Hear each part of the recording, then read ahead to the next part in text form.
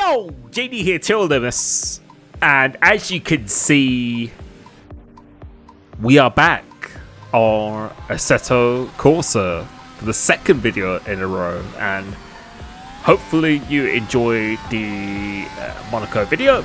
It was a lot of fun to make, and you'll probably be hearing similar things in this one, where just the forced feedback and the feeling you get from this game.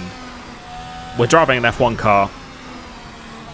It's just something I haven't experienced for such a long time. To put it simply, you just feel so connected to the car itself. And I was having so much fun driving in cockpit cam. I thought, why not actually try the Miami circuit? So this is a mod, as you can see by the plane in the sky, which is not moving at all.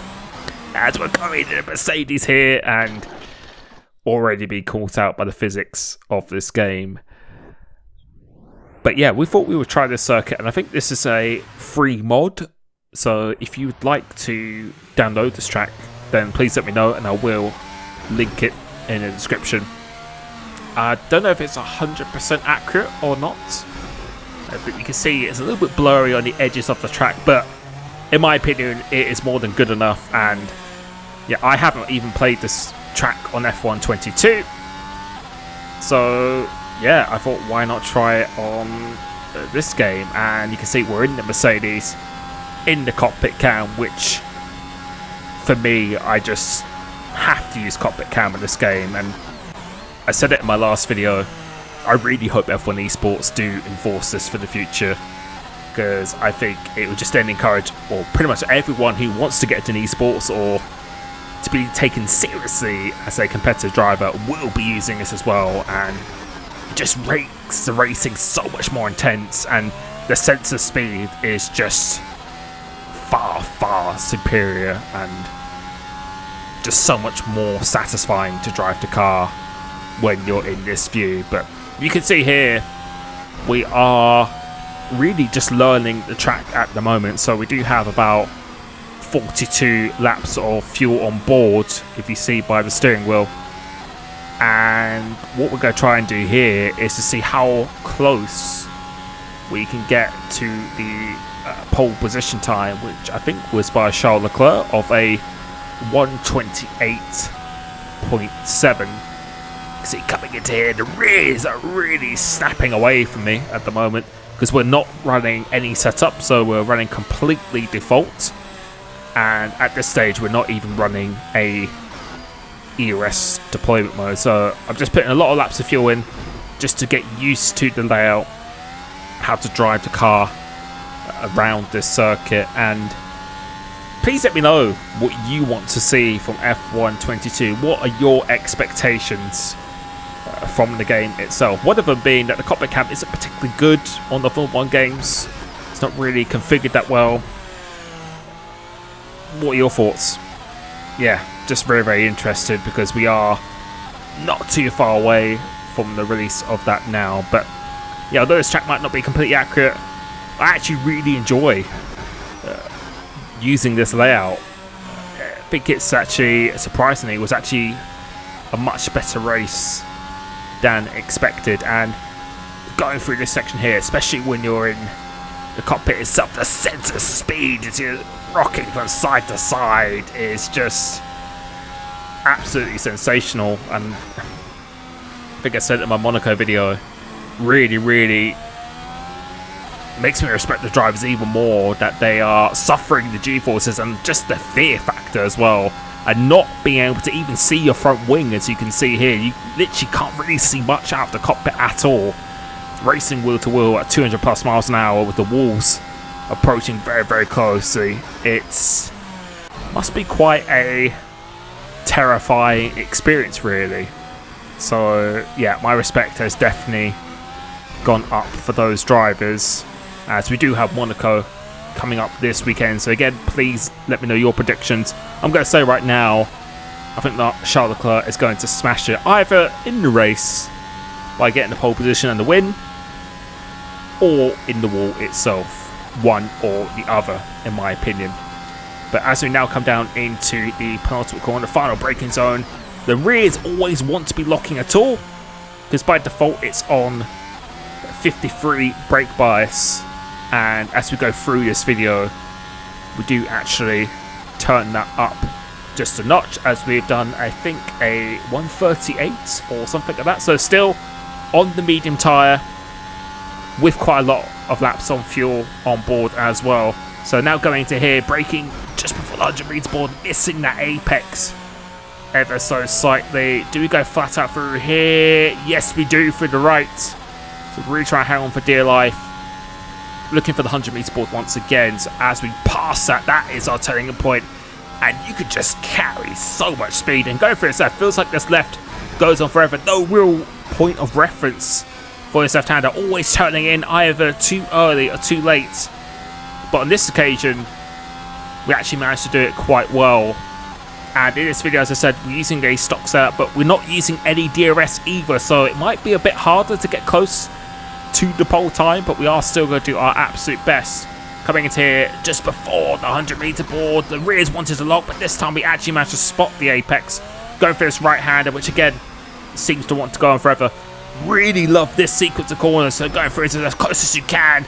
Turn very early for right, and then immediately start turning for the left. Actually missed the apex on that occasion, and now going down this very, very long straight. I don't know where this would actually rank on the F1 calendar in terms of its length, but I certainly would not want to be running down this just before the 100 meter board, and the rear's locking again, but we still managed to hit the apex. Really struggling for traction on the exit. Keep a nice and tight to the right hand side as we go across the line, and this is going to be a 1:35. So yeah, done about 10 laps here, so not too bad at all. You can see we are fractionally up on the next lap. Let's see how well we do as apex. And on this game, if you just get that element of precision just slightly better, it gives you so much lap time. And very similar to what I said at Monaco, it's just the feeling you get through the wheel, even not even through a direct drive wheel, even if you just have the standard wheel, you just feel so connected to the car. It really does feel like you're actually driving minus the G-forces. And I know I've said this a million times, but on the F1 games, my criticism is not that it's not a sim. I understand it's not a sim. It's probably not ever going to be a sim. But you just don't feel connected to the car. It just feels like you're kind of driving on a cloud, and a hovercraft is the best way I can describe it. You just don't feel connected to the wheels. You don't feel every bump. And it's more about reacting to what visually happens on the track rather than the full feedback that is running through your wheel itself. So that's the best way I can possibly explain it. If they fix that, then I think it would just create such a much more immersive experience. But on this lap here, you can see we're on a much better lap now, and you can see we've done quite a few laps. So down to about 25 laps of fuel. So really burning through it quite quickly. And let's see, do we lock up this time? Managing to trail brake quite nicely there. Getting a great exit as well. And coming around here, it's going to be pretty close to 6 tenths, or almost exactly 6 tenths faster. So it's a 34.3 or 2.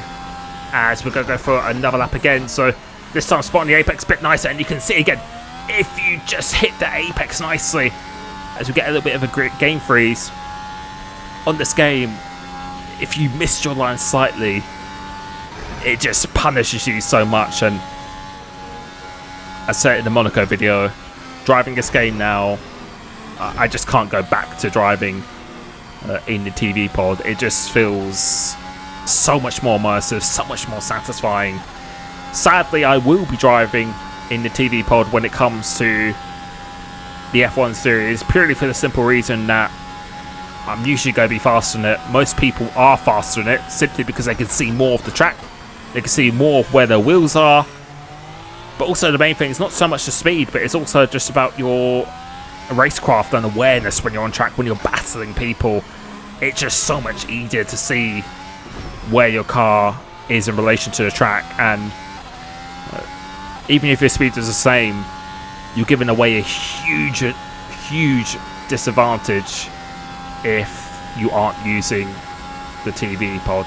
And I think most drivers will agree with that. But one way to fix that is to make it forced in F1 Esports, and then everyone will be using it, and then they might be a bit more careful with the racecraft. So that's something I would really like to see in the future, as we now improve by 32.4, because I think we actually put it into the hot lap setting this time. So that's before we weren't in the ERS hot lap, we were just saving it, and now we've actually decided to use the full ERS mode as the back end.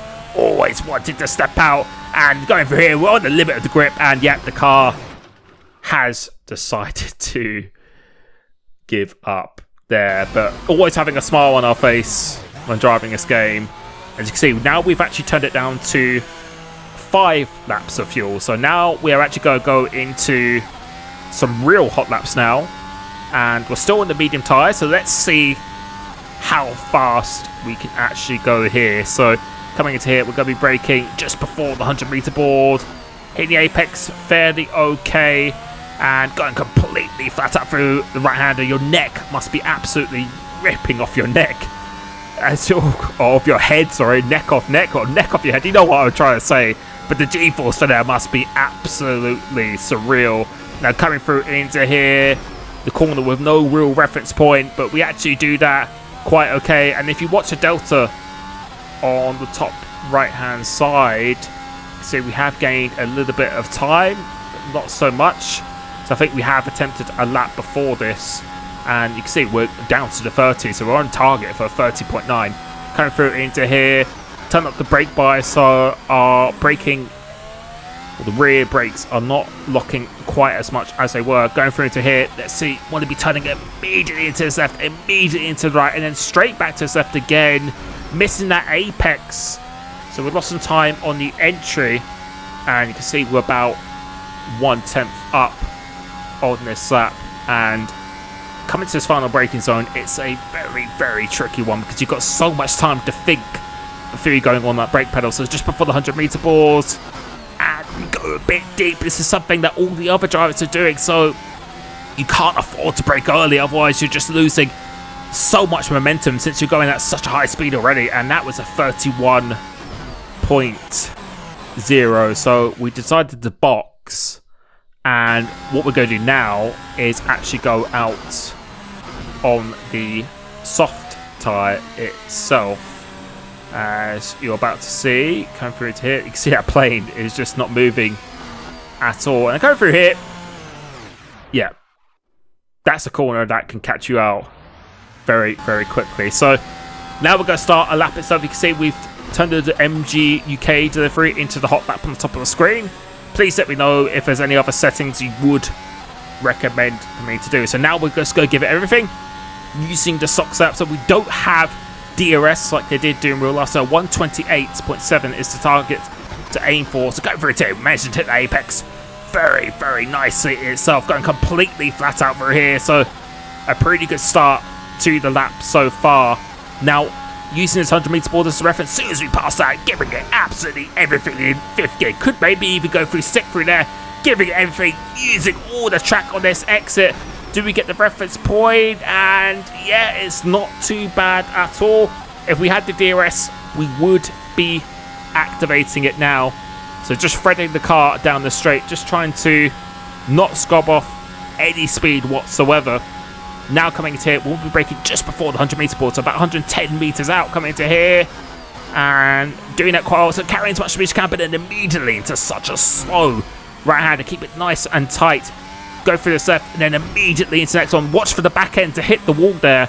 Turning it nice and early to this one, and quite a bit early. So I don't think track limits are particularly harsh on this mod here, giving it everything down the straight. So we are on a very low fuel run here.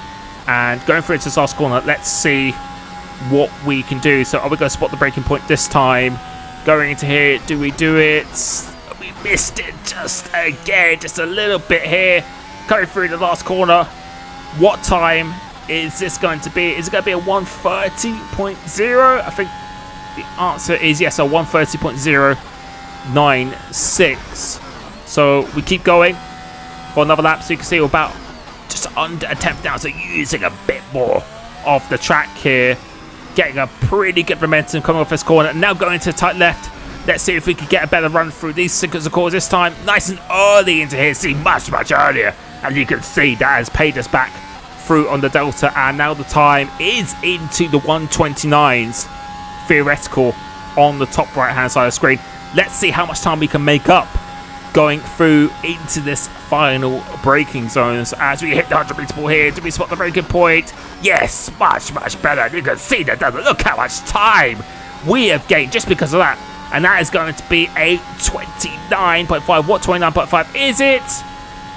A 0.590. So that felt pretty good to me. But we are going to give it just one more attempt. And remember, we do not have the DRS and we're not activating it because usually there's a button on the steering wheel, something that lights up when it says you can use it, unless I am just completely missing it. But we're going to give it another shot coming into here now. So just before the 100 meter board and going a bit deep this time, so carrying more speed but losing out during the corner and the exit.